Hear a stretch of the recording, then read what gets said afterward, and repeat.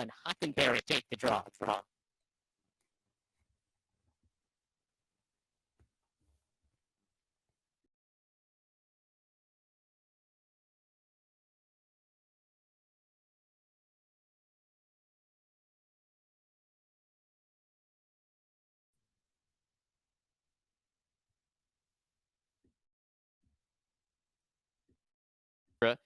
The all-time leader in Lake Norman High School history in career points and assists. Well, showing it off there.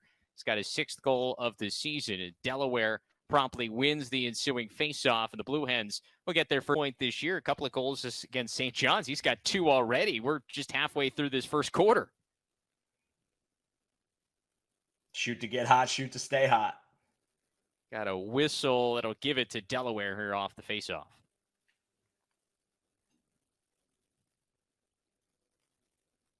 See Owen Grant, number 81 in blue, All-American. Top right corner.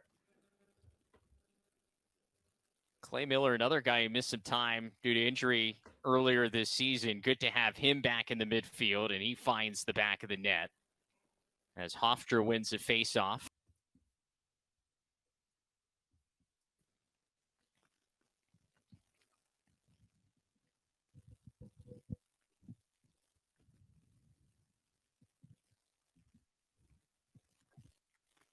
We welcome you back to a soggy Long Island. Travis Eldridge and Marcus Holman back with you. Our CAA game of the week here on Lacrosse TV. Second game of a doubleheader here from Hill Academy. Making alumni John Grant Jr. proud, I'm sure. One of the best. Yeah, speaking of junior, honestly, we were talking about this before the game. We were looking at the graphic as Hofstra comes up with the caused turnover here at midfield. Talking about the graphic we showed you earlier about all-time Delaware. But looks like we're just going to do it again. The rare re-face-off. So here we go. Hockenberry and Patterson, both of them are looking at each other like, what just happened here? And it's Patterson who wins the ensuing draw. Patterson has some space, dishes it off. Long pull chance and a save by Kilkiri. Scores. It's a simple game. First hat trick of the season for Elder, and it all comes here in the first half as Patterson wins another faceoff. Came in with 5 goals in the year, did Matt Elder. He's got 3 of them in this first half. Ball, and so hard take from Robinson and a well-deserved goal.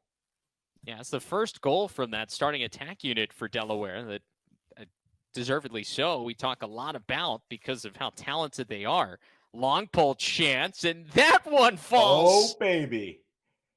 That'll get him fired up. It's Owen Grant coming down. He's got his 3rd of the year. We don't have mics attached to the goal, but I think I saw that goal rock back an inch or two on that. That was an absolute bomb from Grant. And earlier I mentioned, right, his ability potentially as a professional defenseman and LSM, that might have been work too, honestly, at the next level. So skill on full display there from Grant. Yeah, that's big time stuff from the defenseman. Loose ball comes into the Hofstra defensive end. Still loose. Pride finally come up with it. John Retcher, LSM, helping up, and then he's decisive with his feed. It's right on Accione's ear, and he's able to catch, shoot. Looked like it might have been a high bouncer there, and a nice finish for 45 on his 2nd of the day. Patterson wins the faceoff, but he pays the price, loses it, however, and now we're going to have a penalty. And it looks like it's actually going to be against Hofstra. Yeah. Turnpike style right there. We had he's around 50%. They're facing off at 50%. So it's just a matter of if their offense, outside of Elder, someone's got to step up and get going for them. Oh, Patterson has stepped up at the faceoff X. He's had a nice day so far as he wins a faceoff. And a chance to get this Pride offense back going in the ball routine. You just play it off the post.